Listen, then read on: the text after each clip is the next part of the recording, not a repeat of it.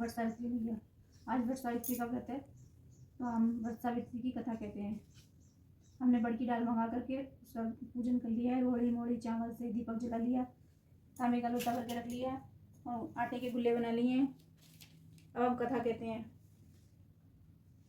वट सावित्री व्रत की कथा इस प्रकार है। मध्य देश के राजा अश्वपति ने पत्नी सहित संतान के लिए सावित्री देवी का विधि पूर्वक व्रत तथा पूजन करके पुत्री होने का वर प्राप्त किया। सर्वगुण संपन्न देवी सावित्री ने पुत्री के रूप में अश्वपति के घर कन्या के रूप में जन्म लिया। कन्या के युवा होने पर अश्वपति ने अपने मंत्री के साथ सावित्री को अपना पति चुनने के लिए भेजा। सावित्री अपने मन के अनुकूल वर का चयन कर जब लौटी तो उसी दिन देवर्षि नारद जी उनके यहाँ पधारे। नारद जी के पूछने पर सावित्री ने कहा, महाराज, धूम्रत सेन के पुत्र सत्यवान की कीर्ति सुनकर उन्हें मैंने पति रूप में वर्ण कर लिया है। नारद जी ने सत्यवान तथा सावित्री के ग्रहों की गणना कर अश्वपति को बधाई दी तथा सत्यवान के गुणों की भूरी भूरी प्रशंसा की और बताया, सावित्री के 12 वर्ष की आयु होने पर सत्यवान की मृत्यु हो जाएगी।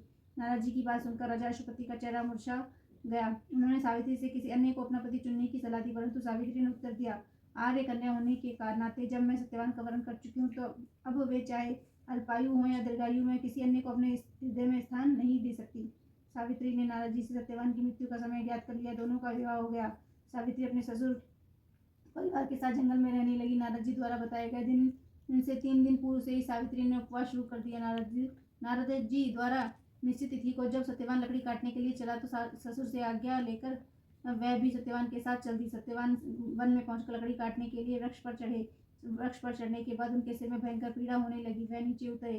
सावित्री ने उसे बड़ के पेड़ के नीचे लेटाकर उसका सर अपनी जांघ पर धर लिया। देखते ही देखते यमराज ने ब्रह्मा के विधान को रूपरेखा सावित्री के सामने स्पष्ट किया। सत्यवान के प्राणों को लेकर चल दिए। सावित्री सत्यवान को वट वृक्ष के नीचे लेटाकर यमराज के पीछे पीछे चल दी। पीछे आती हुई सावित्री को यमराज ने उसे लौट जाने का आदेश दिया।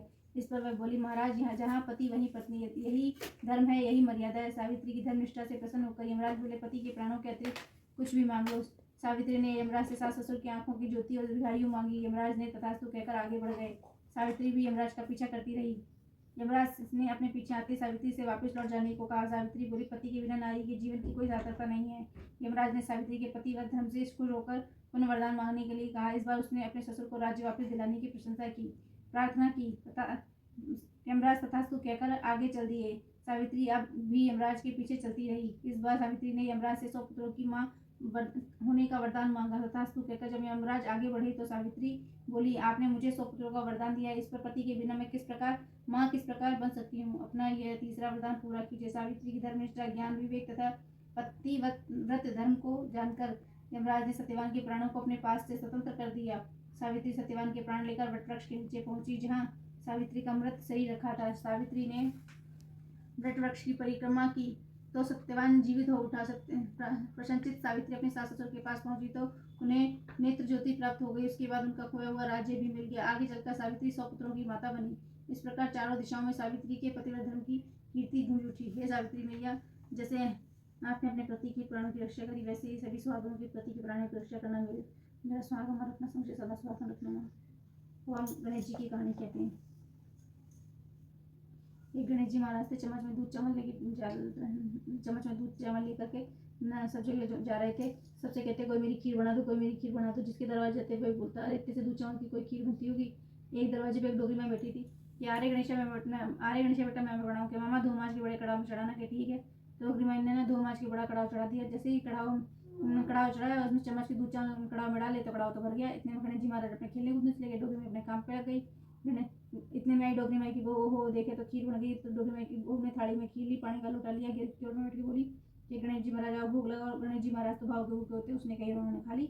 गणेश जी महाराज अब इतने में आई डोगरी माई, देखे ना खीर बन गई कि अरे गणेश बेटा खीर खा ले कि मामा मैंने तो खा ली। कि तेने कब खाई, कहाँ खाई, कैसे सती बहू ने भोग लगाओ, हमने खा ली। कि इतनी खीर का क्या करूँ, कि पहले तू खा ले, फिर बच जाए तेरे परिवार खिला देना, फिर बच जाए तेरे कुटुंब को भी ले खिला देना, फिर भी बच जाए तेना खिला सकूँ, हेड़ा देना कि ठीक है। पहले तो डोगरी माई ने खा ली, फिर बच गई, बेटा वो खिला दी, फिर बच गई तो अपने कुटुंब परिवार को खिला दी, फिर बच गई तो नगर के वासी को खिला दी। नगर के वासी बोले, कहाँ तो डोगरी में भूखा मरती, कहाँ खीर की जुनार कर रही है।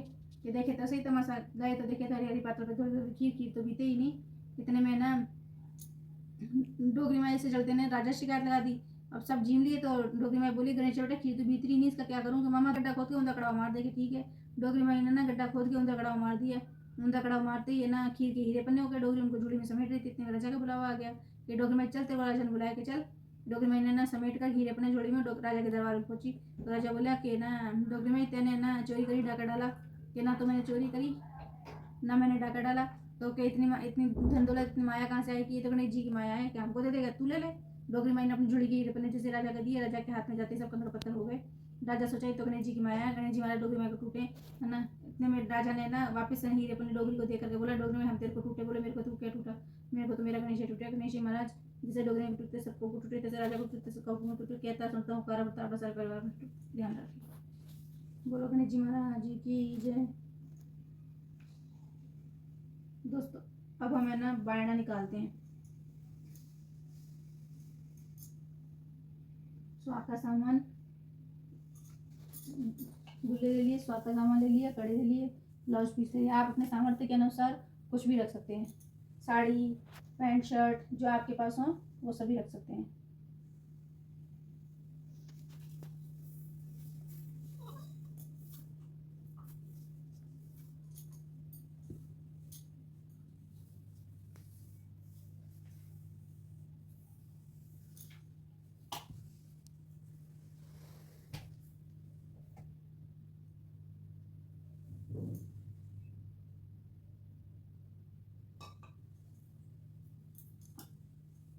आशोद माशोद माशोद तिथाज की मावस त्यौहार आज का वट सावित्री व्रत, जेठ का महीना, 12 आज का सोमवार, पति की पत्नी, बेटे की माँ, भाई की बहन, भतीजे की बुआ, मैं करती हूँ मान लीजिए बस।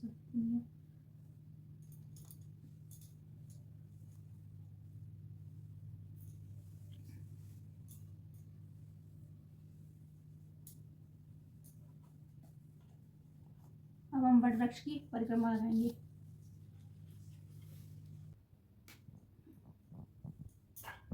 हमने वट वृक्ष की टहनियों की, हम घर में पूजा कर रहे हैं इसलिए वट वृक्ष की टहनियाँ वहाँ की हमने उसके साथ परिक्रमा कर ली।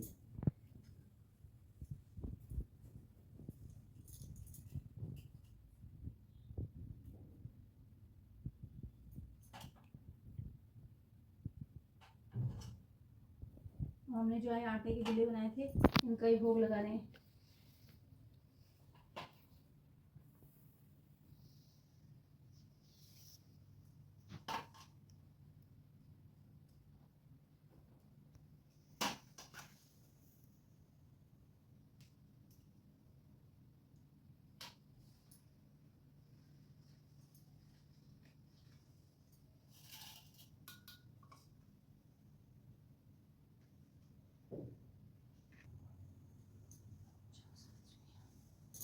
हो गई।